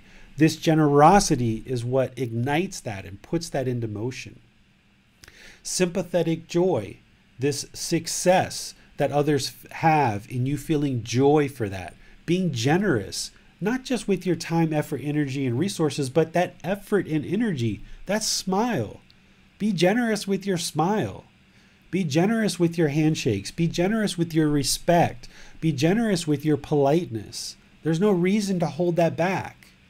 Oftentimes, we are taught that you shouldn't respect someone until they earn your respect. Well, that means we have to judge them first to see if they've earned our respect. But if you're being generous and freely giving of your politeness, of your kindness, of your care and your respect, then you're not going to be looking for people to earn your respect. You're going to just respect everybody generously and have sympathetic joy where you are joyful for others' success. And then this equanimity of having a calm temper, an even mind, a mental composure and calmness, treating all beings equally. Being generous can really help you with that. Because if you're being generous and kind to people, then you have nothing to worry about because you know that you're treating all beings equally, right? Just like I took my son to play mini golf today, this other little boy that was there, hey, he's my son, right? Come on, let's go play mini golf together. Why not spend I don't know, what was it, $1.50, $2.50 to have him come play mini golf with us. Why not, right? So be generous, and you will see transformation in your mind through that giving and sharing, just as the Buddha says here. I think the nice thing about generosity, one of the nice things you just alluded to there, David, is that it doesn't cost anything. And so it doesn't need to cost anything. And yet it's creative, it creates something good. So where you and your family are sharing chocolate bars, you could have all sat back and each ate your own chocolate bar, right? And it would have all been, the cost would have been the same. But because you shared, you created something good that didn't exist before. And so I feel like really all the good things that exist in this world have to at some point have come from some kind of generosity. Because if no one was ever generous, can you imagine that? And that would be a pretty difficult world, wouldn't it? Yeah, I think generosity is what really sets all of this into motion, right? It's if all of us are locked away in our houses through this COVID period, and we come out and emerge from our cave and we're just as vindictive or angry or aggressive or hostile with people as we were when we went into our houses during COVID, then the world hasn't really gotten any better. And what the Buddhist teachings are really doing here is encouraging all of us to be better people, to be more human, and look at other people as fellow human beings, as fellow family members. And just as I am willing to share my chocolate bar with my son and my wife, be just as willing to share it with other people as well. And treating all people equally, whether it's my son, so to speak, or whether it's some other child, being generous. And as I mentioned, it can be with a smile, it can be with a handshake, it can be with a, how are you doing today? It can be with, have a wonderful day, nice to see you, nice to meet you. And these kind of things, you know, just a wave and a smile to somebody. These type of things is what makes the world such a wonderful place to live in. And it's up to us to create this heaven on earth. We can't expect that we're going to sit back, we're going to be grumpy, we're going to be hostile, we're going to require everyone to earn our respect. And then when everyone else starts doing things properly, then we'll start doing things properly. This isn't how the world needs to improve, because now we've got a big log jam. So if all of us, and more to come over the next many years of me sharing these teachings, if all of us are out in the world practicing in this way, then the world slowly becomes a better and better place. And that's how the world gradually improves over time. How can we apply the middle way to this? Because clearly there's no such thing really as too much generosity. But also one thing you mentioned earlier was that we need to be generous without creating dependencies. And one thing we often see in the world is that misplaced aid, for example, or misplaced generosity can actually have either not the best impact, or it can have actually a detrimental impact in some cases. And maybe that's not necessarily generosity, maybe that's not the right word for those particular cases. But it seems that yes, generosity helps our own practice, and it also creates the conditions for other people to experience benefits as well. Should we be discerning in how we offer it and where we offer it? I'm going to answer a question slightly different than what you asked, because I see an opportunity here to share something with you guys that I haven't shared before. And then I'll come back to your question, Max. Is all of these teachings of the Buddha all start with you. It all starts with you learning, reflecting on these teachings, seeing the wisdom for yourself to change the way the mind functions with this newfound wisdom, and then step into the world and start treating people differently than you have in the past, which includes treating yourself differently. If you've looked at yourself in a negative way, or you've disparaged yourself, you've judged yourself, you have negative self-talk, you haven't treated yourself very well in this world, well, these teachings are a way, when you first start out on this path and as you get going underway for a good long while, is to really go within. Just really look inward and work on your own mind. And that might be where you're at right now. And this is what Gotama Buddha talked about as seclusion. Gotama Buddha went out in the forest for 4 years. Ultimately, his whole journey was 6 years.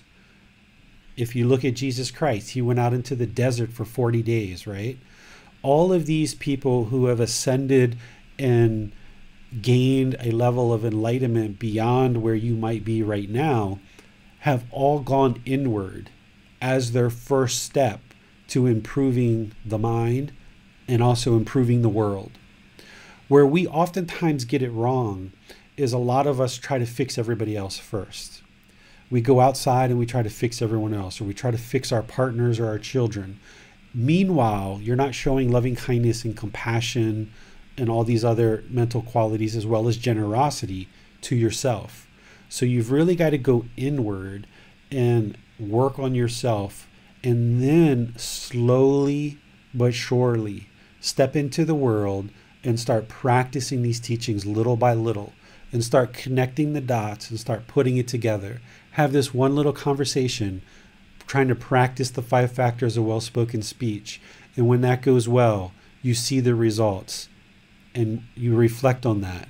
And then you try to have another conversation and another and another. Same thing with these Brahma-viharas and this quality of generosity.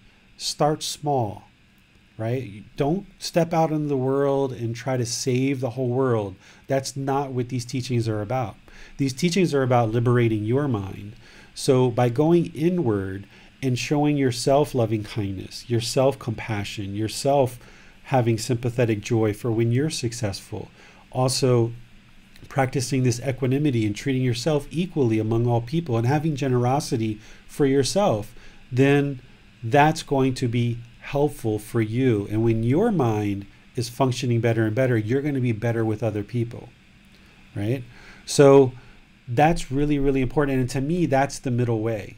What we're calling the middle way, or I'm sorry, what the Buddha was calling the middle way, we're calling a balanced lifestyle. A lot of people talk about a balanced lifestyle, but what is it? What is a balanced lifestyle? Well, a balanced lifestyle is taking these teachings and finding that middle, and knowing that we need to be generous and we need to be helpful to people, but we also need to make sure that we're taking care of home base as well. So a lot of you guys know that I started out with the Thai teachings of Thai culture and Buddhism within the massage field. And I opened up massage centers in America. I had a massage school. I taught a lot of people, a lot of teachings and stuff like this. Well, once a week, I get a Thai massage for 2 hours. It's $20, and I do that once a week because I know that as much as I'm doing meditation, as much as I'm helping people 80 plus hours a week and all of these other things, it's not a pamper me kind of massage. It's to work on the body, and it helps the physical body feel better. It's like medical care.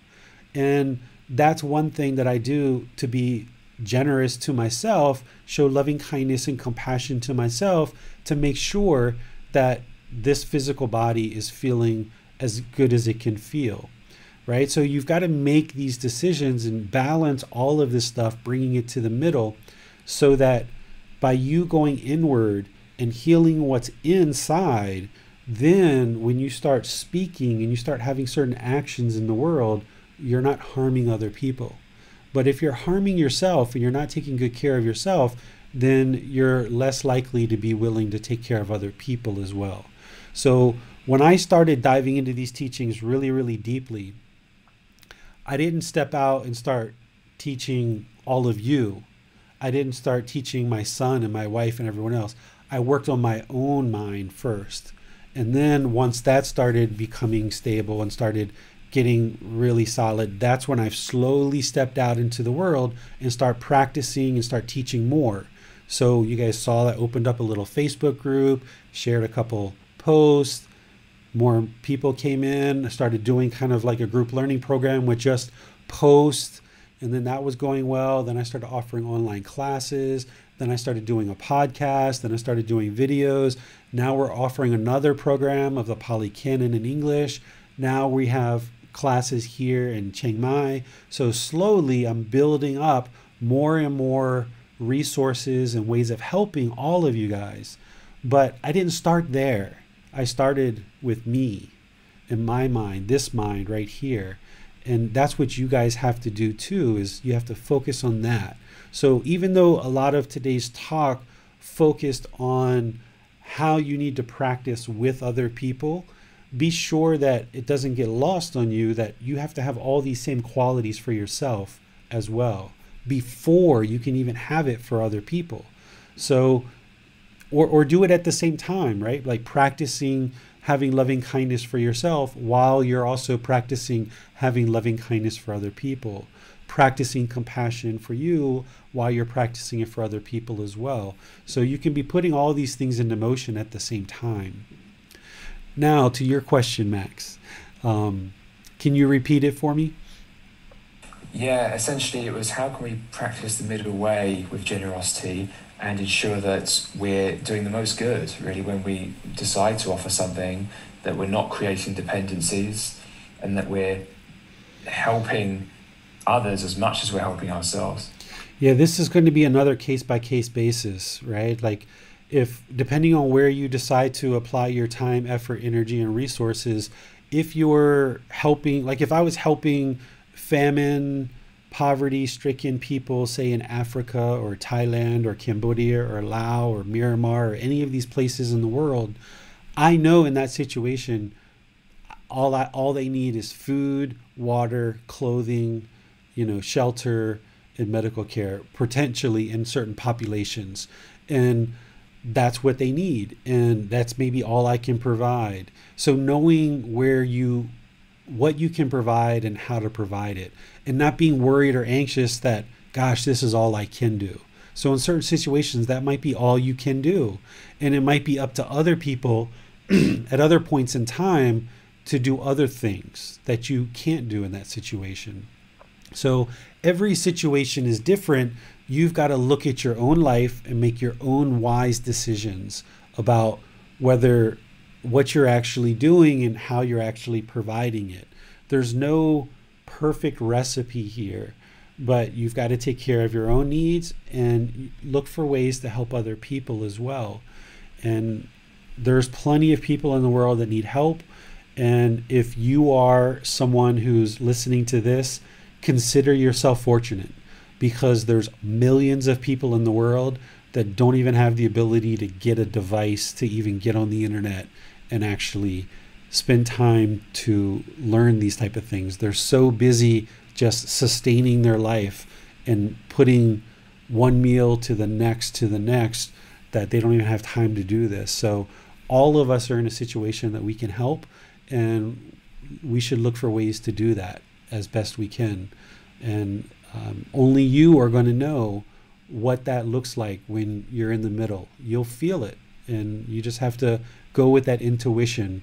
I'm not in a position to judge somebody else, whether they're helping enough or they're helping too little or too much. Each individual person has to make that decision for themselves. And only you are going to know what that is and when's the right time to do it and how to actually do it. You've just got to find that middle for yourself. So where I live in Brighton, which is on the south coast of England, there's a very high number of homeless people. And I'll often stop and chat to them and try and get a feel for if I gave this person money, what's going to happen to that money? Are they just going to go and spend that on drugs? I'm not necessarily trying to figure out if they're on drugs, but just to see, is this a good way to practice generosity? And I began to question it because I was meeting with a friend of a friend a little while ago who actually works for a homeless charity, and she's a manager there. And she said to me outright, don't give them money. And this is someone whose livelihood is meant to be helping these people. She says, do not give them money because they will spend it on cigarettes and alcohol. And of course, that sounds a bit like permanence. I'm sure they won't all do that. But what you just said there about finding the middle and feeling the middle really resonates, because I think within a few moments of talking to someone, you can often see if they're practicing a degree of right view, taking responsibility, and whether, if they did have resources, are they actually going to use that in a productive way that is going to bring themselves out of the situation they're in? Or is it actually just fostering the situation that they're in? Yes, and one of the things I'll add to that is these four Brahma-viharas and this fifth mental state that I'm talking about here, this mental quality of generosity.